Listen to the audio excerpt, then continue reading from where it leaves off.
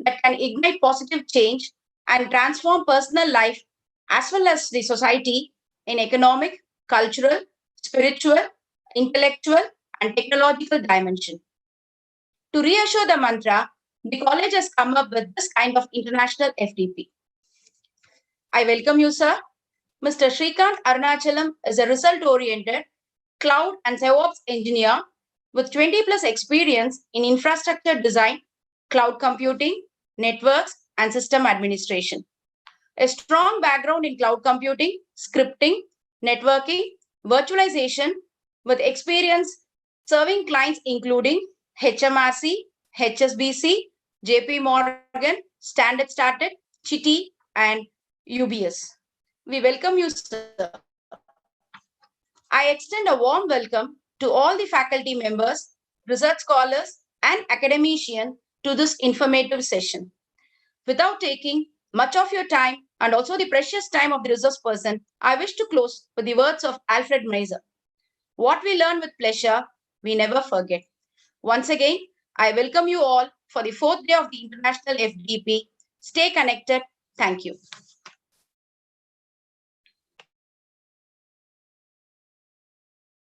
Now I request you to proceed, sir. Thank you. Thank you, Gomati ma'am.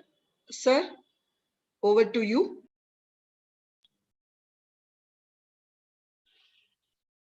Sir, I think your mic is muted, sir. Yeah, just give me 5 minutes. I'm just having. Yes, sir. Yes, sir. Yes, sir. Okay, sir.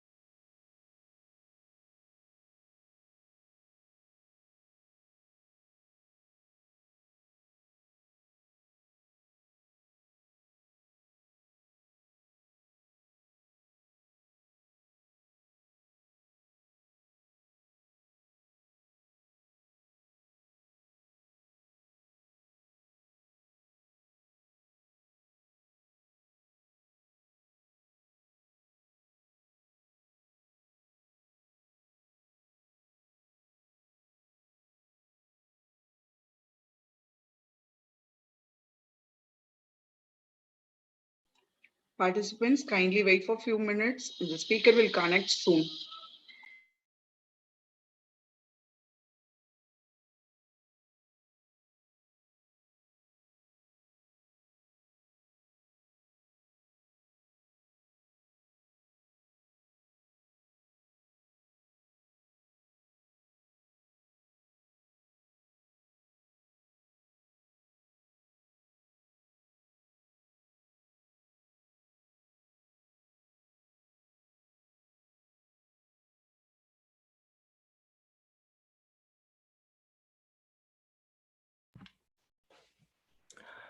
Hi, good morning. Sorry about the delay. I was just trying to arrange myself prepping for this presentation. Um, First of all, am I audible, please? Yes, sir. Thank you very much. And good morning to all attendees. I'm Srikanth Arnachalam here. I'm going to talk about the web application security for today's presentation. So I'm a DevSecOps engineer consultant, designing and implementing secured application. Sorry, something is not really coming up fully in my screen.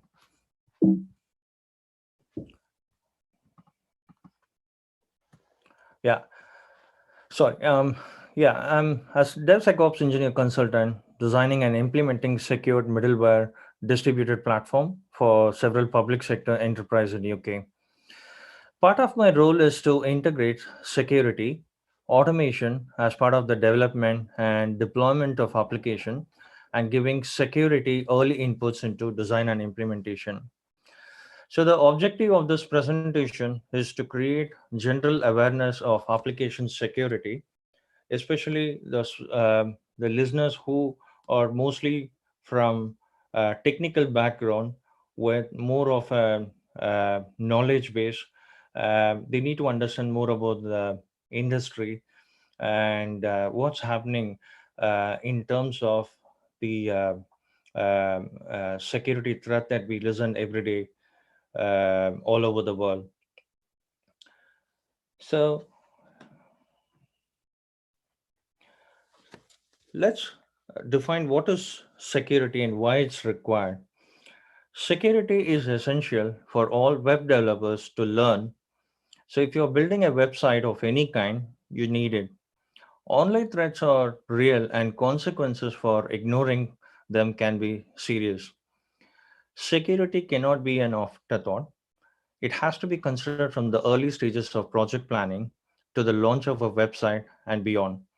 Potential consequences for failing to secure a website include data theft, monetary theft, and spying, loss of access, or loss of control. Let's talk about why security is important. It's easy to set up a basic website. You start writing a bit of HTML, add a bit of CSS, sign up for an hosting plan, and you got a website. And with a simple website, there aren't many security problems. However, it's important to recognize that as a site incorporates new features, it increases in complexity and gains security issues. The new features that have been introduced has the ability to perform actions that we may never expect. In fact, hackers scan the internet looking for web servers that are set up by beginners or that use technologies or configurations that can be exploited. So we can see security is not optional. So in this discussion, I just want to make it more interactive. You can pass anytime. If you have questions, you could raise hands. And if you need to take a break, you could do that. I think it's almost going to be an hour and a half. I will just try to make it as interesting as possible. And please shout if you need a break. We could certainly um, do that considering a longer session.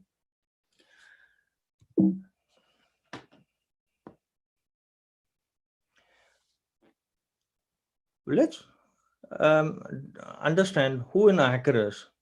Normally, when I use a term hacker, you might imagine a person at a computer wearing a hoodie, scary looking, with their face hidden from view. But that's not what hackers look like. In fact, hackers can have a positive meaning as well.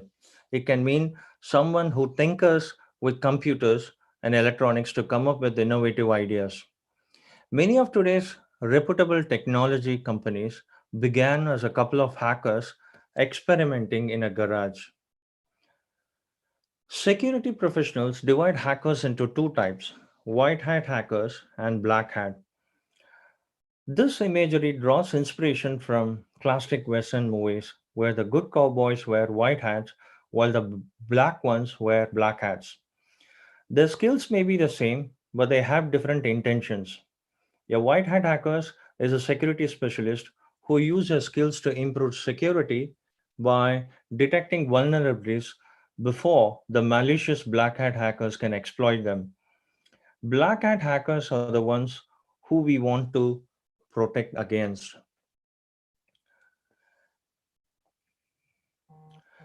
Black hat hackers fall into several categories, and I think it's useful to understand the motivation of each one. First, we have a curious users. These are users who notice a threat and decide to pull it. Imagine a website where some pages have a URL that ends with a number. A curious user might try to submit different numbers to see what results they get back. These hackers are often aren't very skilled or persistent. So next we have the script kiddies. Script kiddies is a derogatory term for hackers who don't have many skills but run scripts that someone else wrote to do the hacking for them. This group is as likely as to complete a hack successfully as they are to just muck up your server. The hack in the script are often old, well known hacks which we can easily guard against using basic security techniques. The next one is a hacktivist. Hacktivists are political activists. These hackers use their skills to advance a political agenda. Their cause may come from all sides of the political spectrum. If you become the target, though it's never random, and they are unlikely to give up easily. So, next we have the criminal hackers. These could be individuals or an organized crime groups. They are motivated by money. They may steal money, harvest credit card numbers, collect personal information they can sell, hold data hostage, or promote some kind of scam. The skill levels vary from former script kiddies to highly skilled talent for hire. Criminal hackers could also be trophy hunters, mainly these are the hackers seeking to prove their skills to gain fame and admiral from their peers. A trophy proves that they outsmarted a website's security. Trophy hunters include many of most skilled hackers, but fortunately, the chances are good that they will never notice your website. Breaking into a website for a local yarn shop or a petty project is not very impressive. However, breaking into a larger organization like investment banks would where they would have invested large in security gives them the bragging rights they seek. Finally, we have governments. These are often the government supported hackers. These are often the most skilled attackers who have enormous resources at their disposal, and most government keep database of technical flaws that they can exploit. It's like a cross or cyber terrorism that we could call.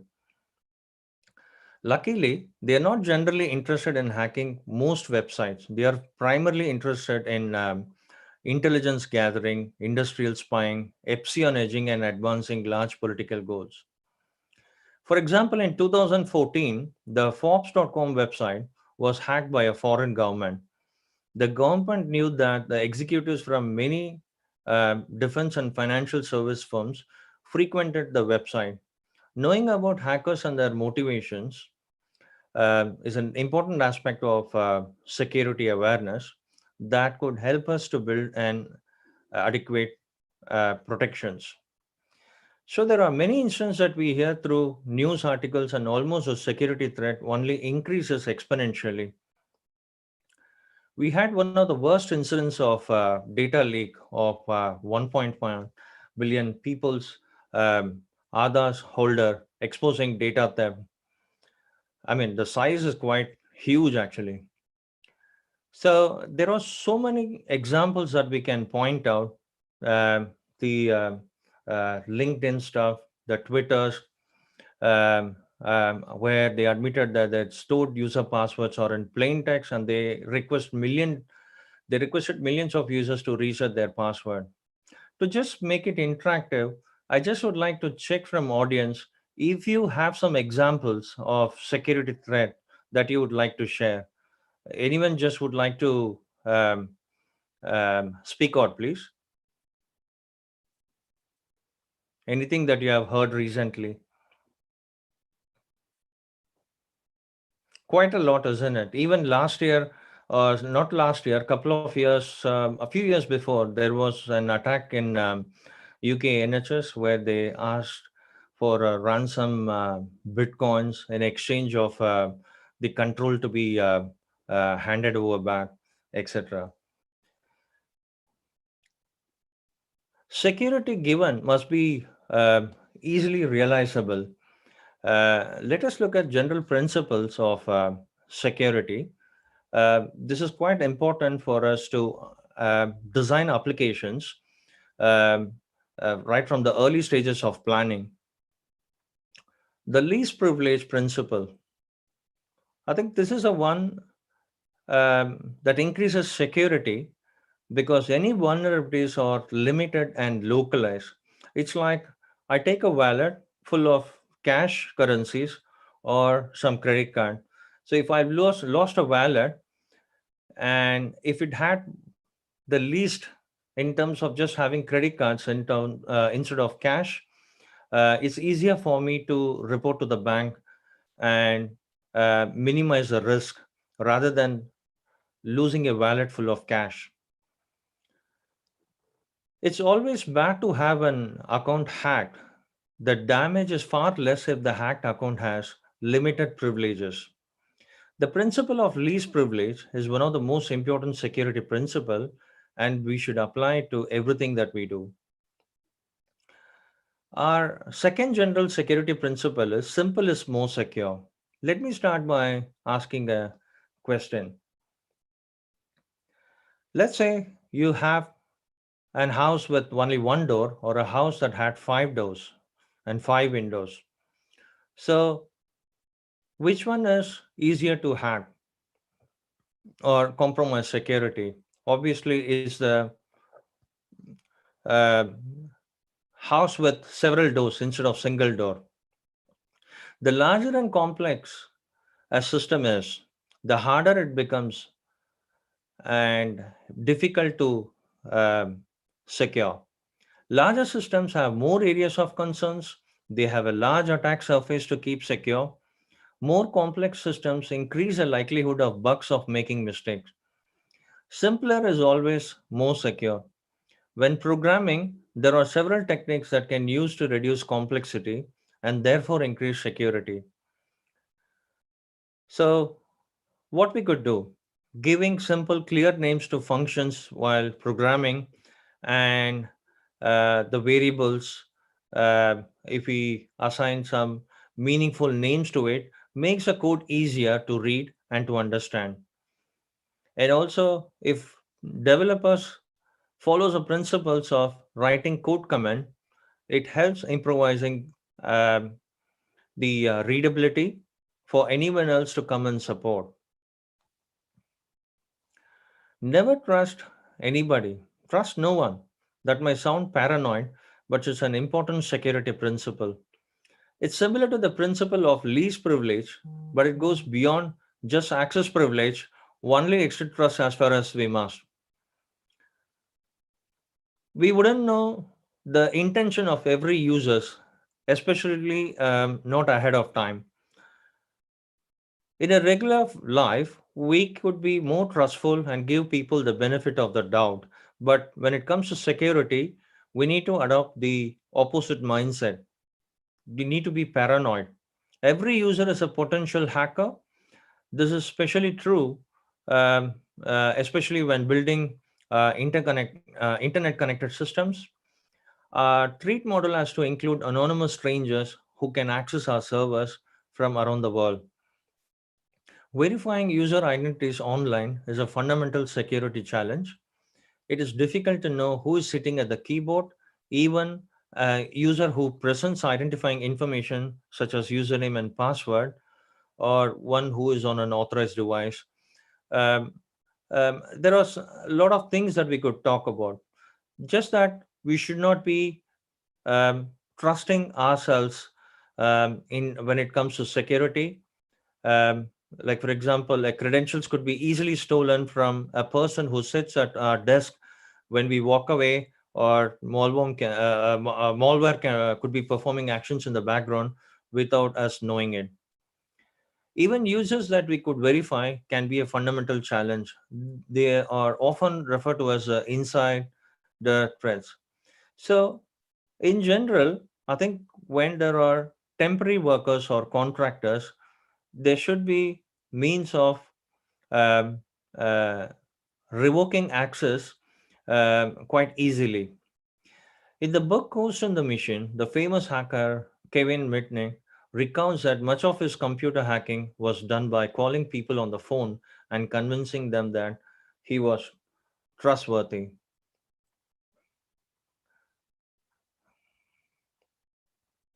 Our next core security principle is to always have the uh, expect the unexpected. Security is just not like a chess where we could watch someone's move and then respond to it. Security has to be proactive and not reactive. You must assume that you will be hacked. Your job is to figure out how it will happen ahead of time.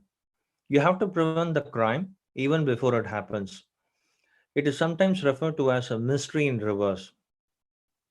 This task may seem daunting until you gain some experience doing it.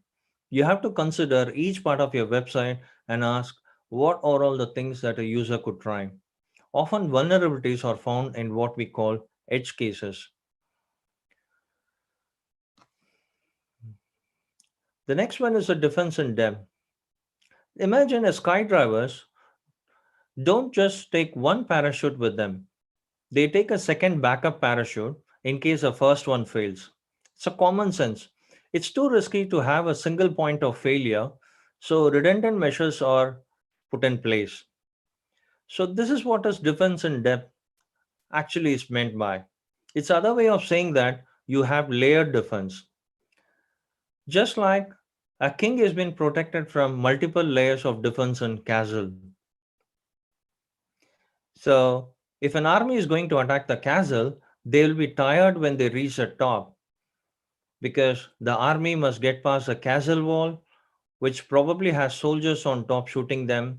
Then, if they can get past those defense, there may be a second inner wall, more soldiers, and the king and queen may be in a well fortified, keep deep within the castle. Defense in depth decreases your reliance on any one form of defense measure, while at the same time geometrically increasing the difficulty of making a successful attack. When planning defense in depth for a website, there are main categories of defense to consider: physical, technical, and administrative level of security. If you are a self-hosting your if you're self-hosting your servers, then it includes building access, security guards, access control doors, video cameras, and locks. If the site is that's being hosted by someone else, it's important to remember though that there is no cloud. It's just someone else's computer. So technical controls are compromised of hardware, software, and network protections. Web developers can defend web applications with multi-factor authentication by encrypting stored and transmitting data. The next form of principle is a security through obscurity. It has a nice rhyme to it. It means that it's more secure to withhold or obscure information because information is valuable to an attacker. Another nice rhyme from the popularized World War II is Loose lips might sink ships. That is, careless talk during wartime may provide the enemy with information that would help them to strategize or to plan better attacks.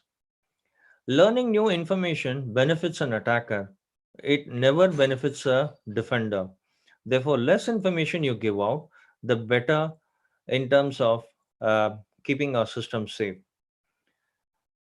When hacker performs reconnaissance on computer system, it's called footprinting. Footprinting is a systematic exploration of a system's defense and vulnerabilities. We must have seen many of the Hollywood heist films where they have a scene of heroes performing some reconnaissance on their target. They watch the outside of the building through binoculars. They wait patiently as key personnel come, and um, they could just create a schedule of their daily routine of what's happening, photographing the security guards, etc. Let's talk about list. List that allow some things and list that deny some things. And why allow list they are the most common secure choice. Santa Claus famously keeps a list of children who are naughty and nice.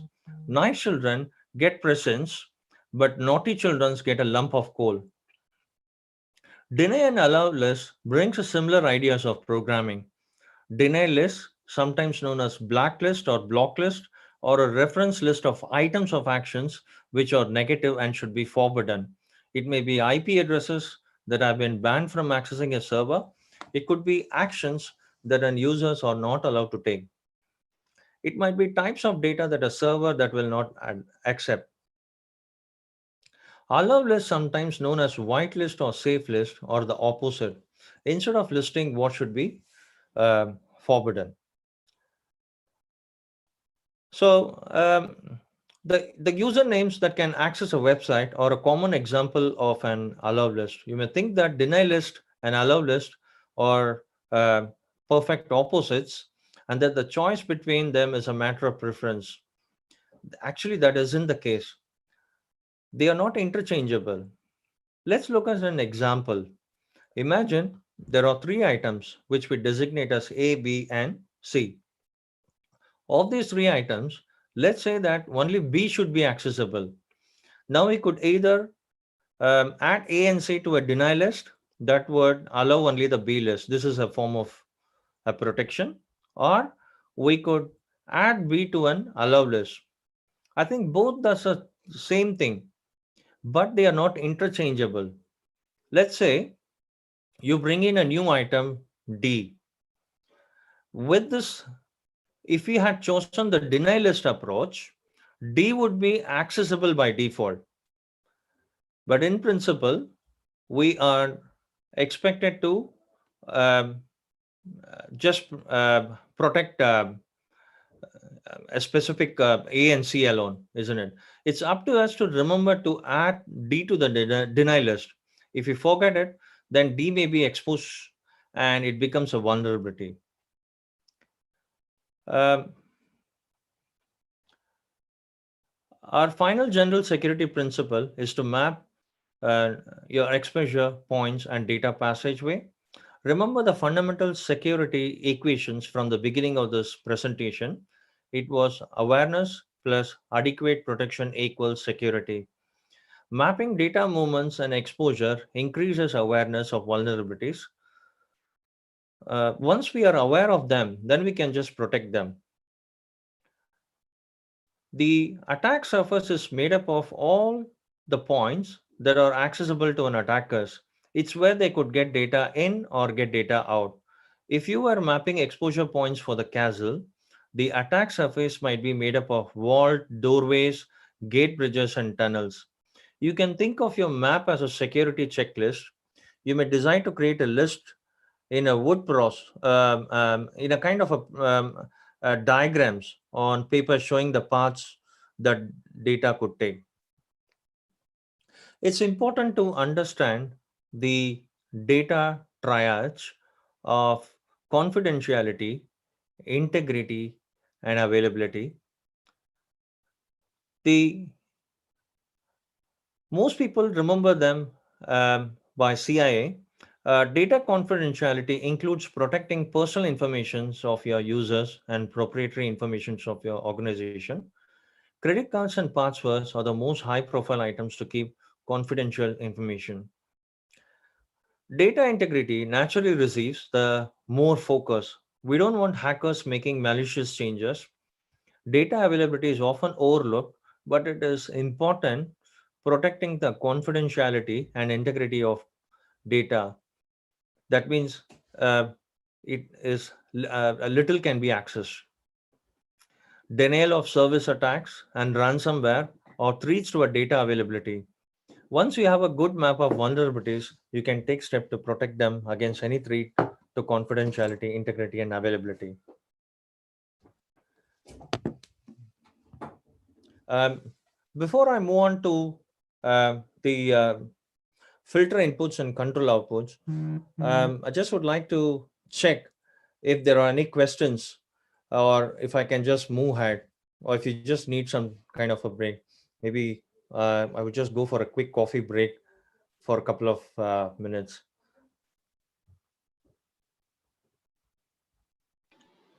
The participants has any question, please unmute yourself and then ask question.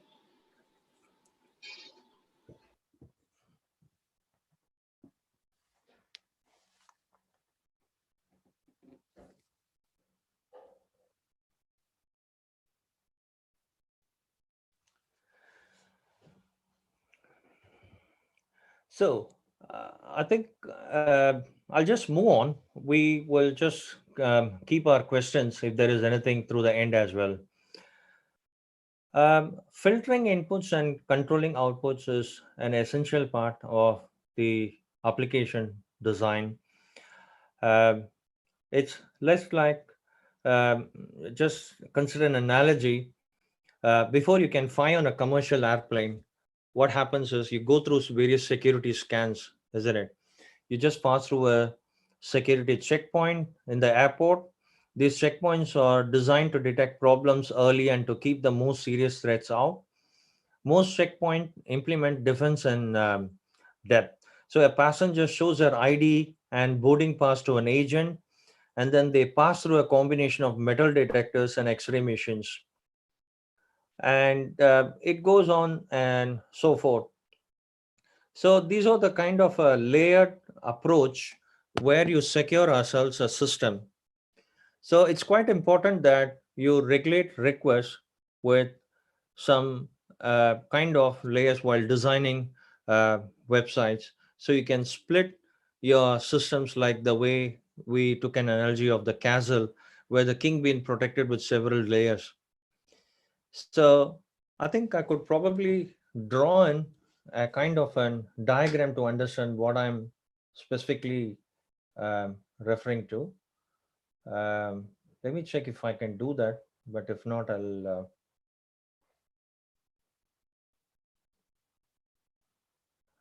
Are they scope of? Okay, I think I wouldn't be able to do that.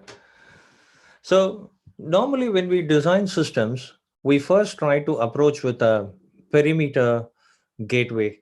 So what is a perimeter gateway is it's a kind of a system that would protect your applications as a fence from the um, outer layers. Let's say there is a big organizations like XYZ Bank. So the XYZ Bank need to have kind of the fencing system or what we call as a gateway. So anything that gets into the gateway is thoroughly scanned and then it's sent to the system. So then we take layered approach of trying to validate the request headers. Like for example, if it's a web application, we know for sure that we are handling a specific content type like JSON or XML. We restrict ourselves to that kind of an application content type, and we just deny anything that is not required. So it's quite important for us to filter inputs uh, uh, like request headers, content type. It could be the request URI, um, and make sure that we don't allow that there's anything that is not necessary. The next part is sanitizing data. So we know that there is a perimeter gateway which acts like a fence, and then the payload, the headers are scanned to just make sure that the right thing has got into the system. And then we try to sanitize data. Sanitizing data could be anything, like if it is an SQL, we try to perform some SQL sanitization, or it could be, if it is a JavaScript sanitation, it's a code is based on JavaScript, we're trying to do the JavaScript sanitization. This is quite important, as and malicious attackers need not always be from the back door. He can always approach through a formal request, and it could get into any of these layers. And at various stages, we can form some kind of defense. Labeling variables to keep track of the security conditions is one of the other important thing. So we could just label and identify the kind of data based on which we could take some decisions. What is OWASP? OWASP is an open web application security project who or an acclaimed open source web application security community, where they continuously try to learn and apply security uh, practice for web applications specifically. So every year, the OWASP list out the top vulnerabilities. It is important for us to understand the various kinds of threats, and the following deck of slides that we are going to look, we'll try to look at various kinds of vulnerabilities and try to understand how we could defend against them. So let's talk about the various types of attack. So I think when we approach as an application designer, these are some of the top priorities. And obviously, with the examples that we have seen in the past, we get to know the severity of simple security lapse costing either huge data theft or monetary theft to the organization. So it's quite important for us to understand the various kinds of attack. Let's say, let's talk about the credential attack. This is the most common. In 2006, the Twitter account was compromised with a very simple password. The hacker was able to perform a kind of attack, and they were able to hack the whole system. And those kind of Twitter accounts included some of the US president's account as well. So what are the kind of credentials attack that we come across? Weak passwords. Normally, I think in the recent times, we don't see much of a weak passwords as an issue. But in the earlier days, there used to be a kind of data boundaries that restricts us to keep passwords limited. So obviously, malicious attackers look for legacy applications for a weak password. So if you are limiting the length, it becomes easier for an attacker to guess password and get into the system. So if we talk about brute force attack, it's the kind of attack where infinite number of attempts are made to guess passwords.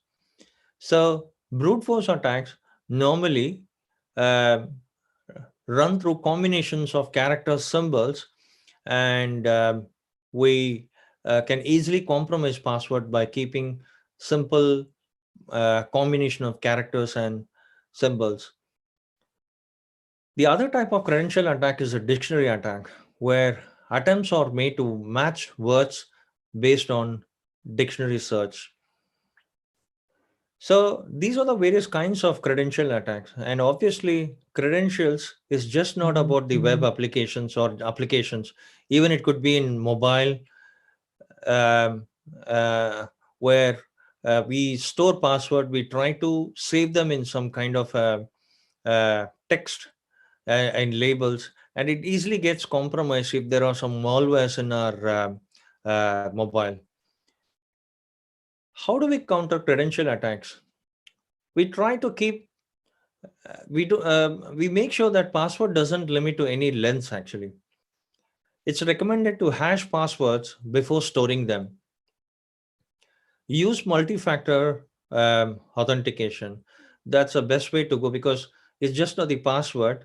Most of the cloud applications especially, they come up with multi-factor authentication, where you are also given a kind of a device where the combination of password and the secure token from the device needs to be logged in to validate authentication. And also, it's a good practice to change passwords frequently and to never repeat the use password.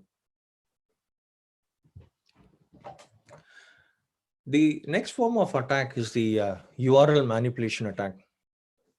A URL manipulation attack is when someone edits a URL text in the browser's location bar in order to probe a website. Let's say I have an invoice application on a website where I have a query parameter in my URL denoting some employee number. If I change a combination of numbers, I could easily um, get the data of someone else, which I really don't require. So this is a typical example of an URL manipulation attack. Editing a URL can reveal any private information, or it allows the users to perform actions which should be restricted. Manipulating a URL might reveal a private web page very easily.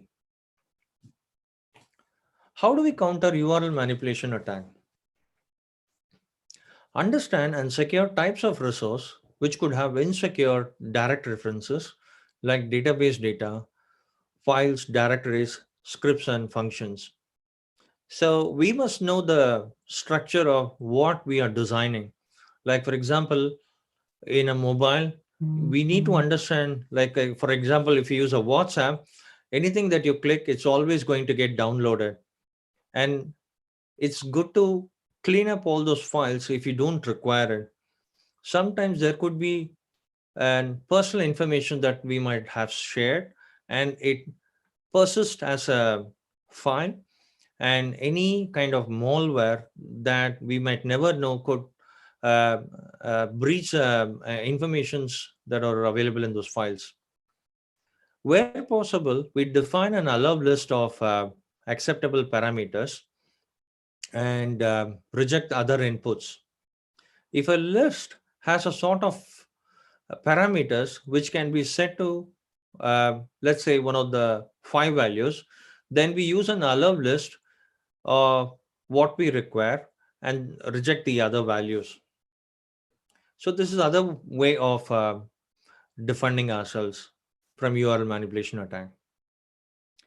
Configuring the web server to gracefully handle errors is other good principle, because the error page gives some insight about the kind of system that adds up some leaking of additional information of the kind of servers hosting the websites.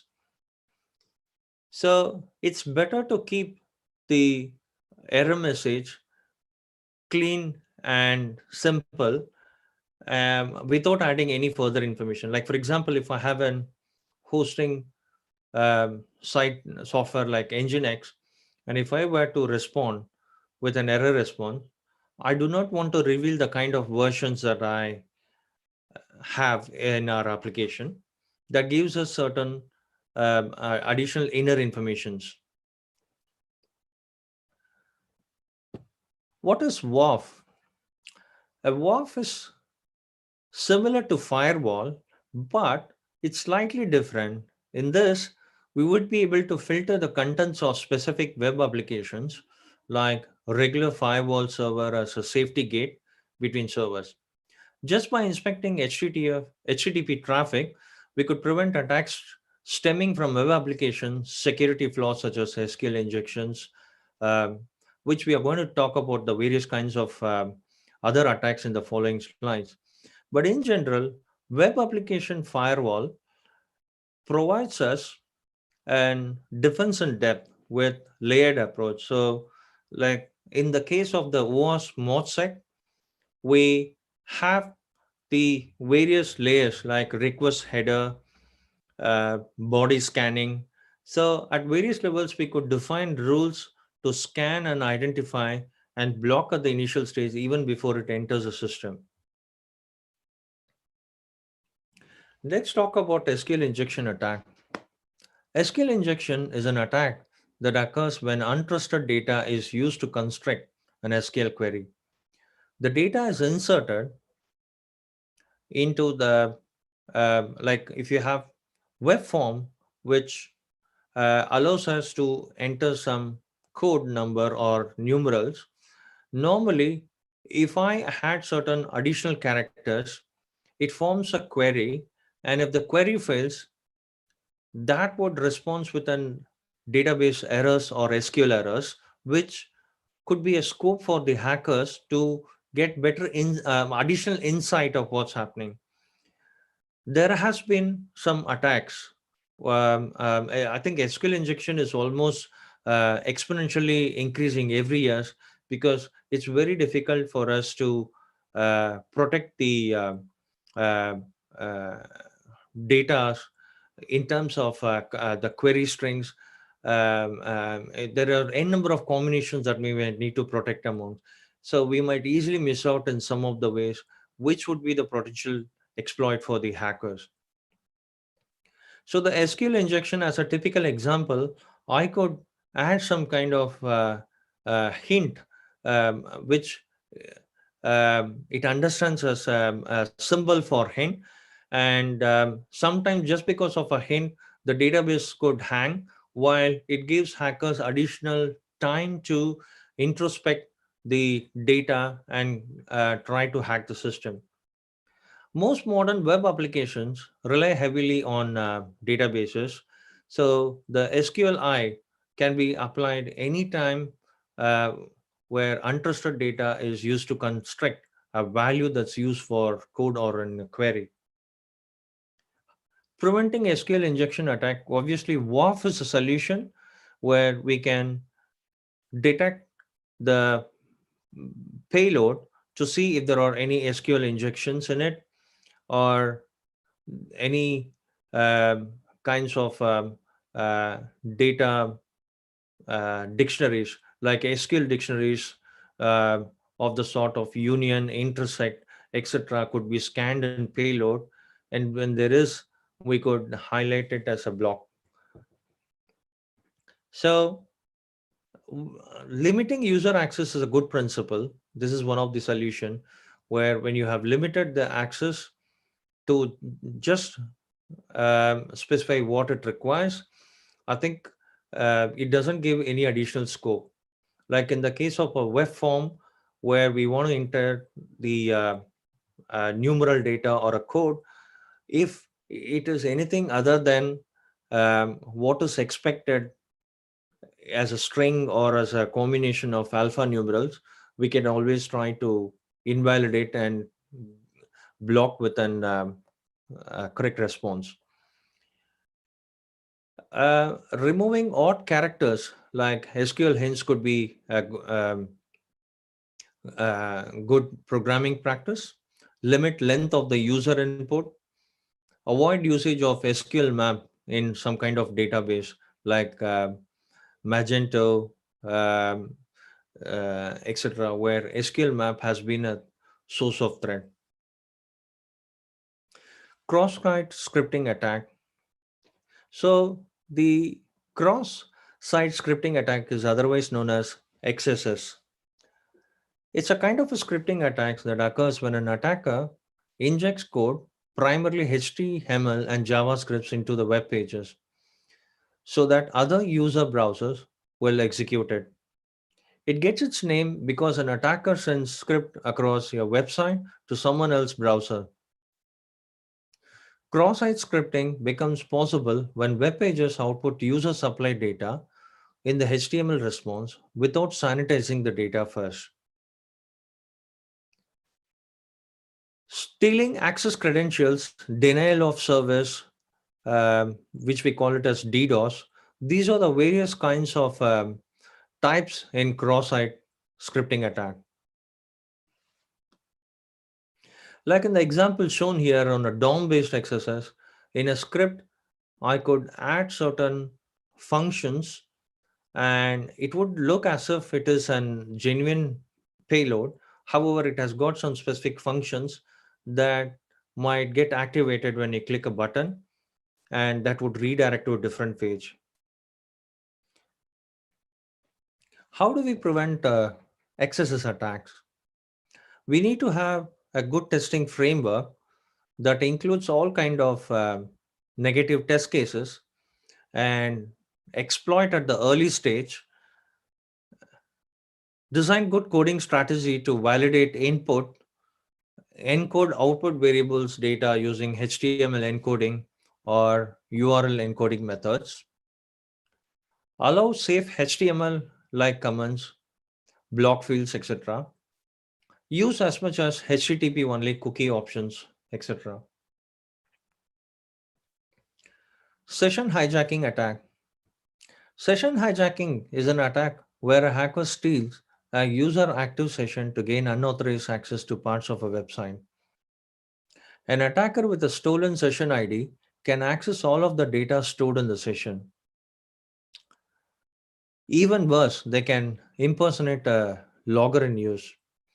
So let's say we are in an internet cafe where a user logged in, he had an active session and he closed it, but he has not actually logged out of the session before he went. Someone else who's going to get into that PC uh, will have additional information because he's already logged in and the session has not expired. So these are some of the example of session hijacking attack. Sessions could be easily compromised through predictable session tokens, session sniffing, man in middle attack. So many of the web applications in the recent web applications that are getting developed, they authenticate through tokens. The tokens that we use normally are not regularly change. So an exposed session token could be a compromise when a different user tries to, an attacker uses that token to get into the system, and it leads to loss of control of the system. How do we prevent session hijacking attack? Validate input, sanitize output, use a content security policy, use cookie settings like HTTP only, secure and expire. Use secured HTTPS with valid certificate authority, signed certificates. Separate domains for embedded resources. Housekeep expired session files by removing old session files regularly. So it's almost, um, I've covered many of the topics on web application security. It's important to conclude here. There is no single solutions for defending application attacks because the threat is always evolving. We need to get prepared for the worst, and we ourselves need to have a good testing framework, expect the unexpected, include good designs of defense in depth. Web application firewall or a good compensation control and a good defense in depth strategy.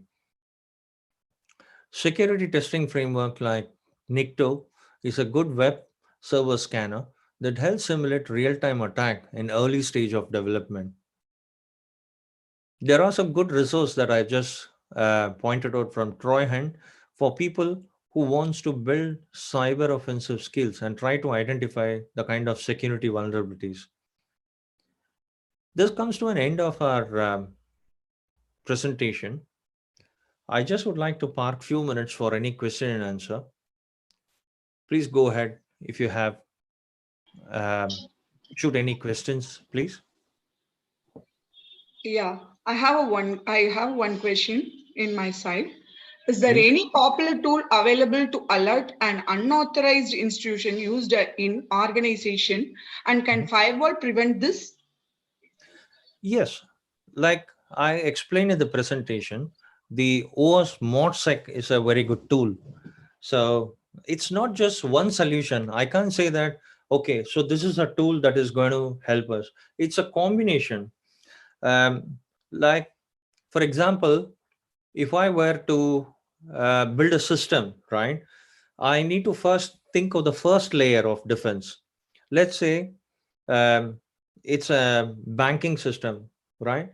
So the website that they use, right from that point to the inner system, for everything, there are some popular tools. First of all, we need to have an appropriate antivirus scanner. We need to reject the invalid request at the very early stage. We could use the OS ModSec as a tool for building various layers, like in the first layer of defense, that is the perimeter gateway. We could scan the headers and payload and make sure that we don't allow anything that could compromise the security. Obviously, tools like uh, um, we got quite a lot of antivirus and malware tools to detect malicious or suspicious softwares that has been installed, which like an hidden Trojan trying to acquire uh, our data informations. And obviously, cloud applications like AWS or Azure, they have their own kinds of layers of security, like network security softwares. They have their own shield, WAF shields. So there are multiple ways we could use it. So as an application developer, I might be using a good tool for testing Java code. There are some Java code testing framework that we could use. And what else we could think of? Let's say the layer of defense. We talked about the perimeter gateway. We talked about the uh, WAF scanning systems before it enters into the system. In all these layers, we might still have some kind of um, um, security threats. So there is an open RASP software, which is a kind of tool that is used in uh, uh, the application side that continuously monitors for threats and try to log and um get certain additional facts. So yeah, that's it. That's where we are actually. Yeah, thank you, sir. Another question. How does a web application firewall detect and prevent attacks? Good stuff. So the web application firewall has got various softwares like libmod security, and they have got their own programming routines to um, expose data. Sorry, scan data and expose threats. So they have various kinds of well recognized rules that will eventually scan the payload and identify it logs the information. So through the logs we could get alerts, and we can decide from that point in time if we need to uh, allow those payload or reject it. So it involves a kind of a data analyticals. beyond scanning. Okay, sir. Another question. Do we currently have the ability to find out who conducted a cyber attack? It's very difficult to identify who conducts cyber attacks, but we have a well-formed CVS database, which is a continuous vulnerable security database, where we get to know the kind of blacklisted IPs, the targets that we must be aware of. And OWASP is a typical community who continuously improve their security rules based on those CVS database. Okay, sir. How can we know if a group of attackers are sponsored by the government to attack?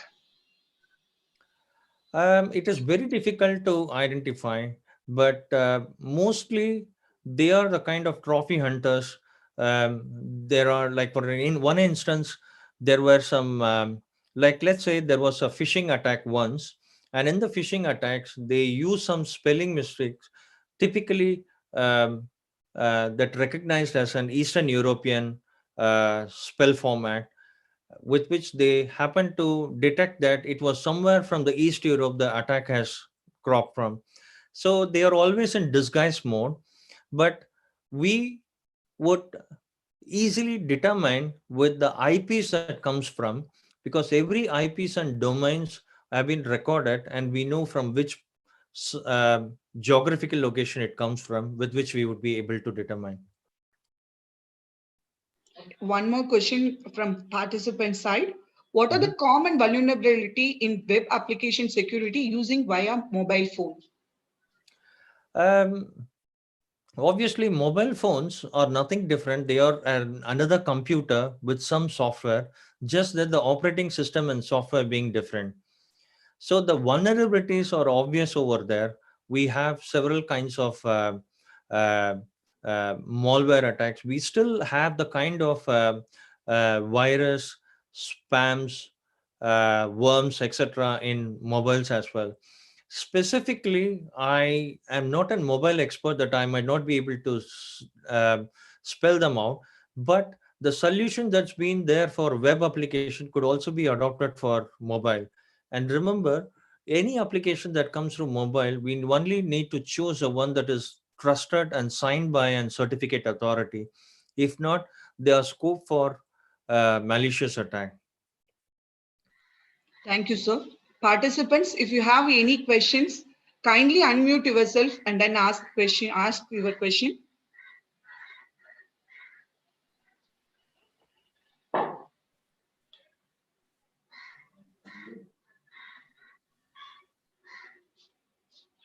Okay, thank you, sir. The formal vote of thanks. Yeah, thank you very much. I think we enjoyed this presentation. Sorry for the initial hiccup. Um, and you can No, always come back with any other questions. no issues, sir. Very informative session. Formal vote of thanks.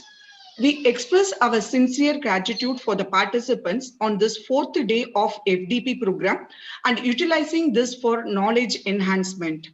We extend our heartfelt thanks to Mr. Shrikant Arunachalam, Senior Develop Ops Engineer Consultant and a certified ethical hacker, having enriched experience in telecom, banking, and other domains, for providing us valuable time to conduct useful session in this FDP program from London, UK. The session was useful awareness for faculties in the area of application and web security, prevalent types of possible attacks and way to prevent them through best practices. In the era of unlimited internet bandwidth and information volume available in our handheld devices and storage of our personal data in various cloud storages, we must be aware of the security aspects as a user to avoid any financial or personal loss in day-to-day life. This is also an emerging topic as part of new academic curriculum, which the faculties and students to be aware of. We sincerely thank management, principal, VP ma'am, and research director, HOD, technical assistants, organizer and conveners from the School of Computational Studies for keeping such informative programs delivered successfully every day for the benefit of everyone. Thanking again every participants for your continuous support. Thanks a lot. Thank you very much. Thanks for your time and Yeah, wish you all good luck. thank you, sir. Kindly leave the meeting.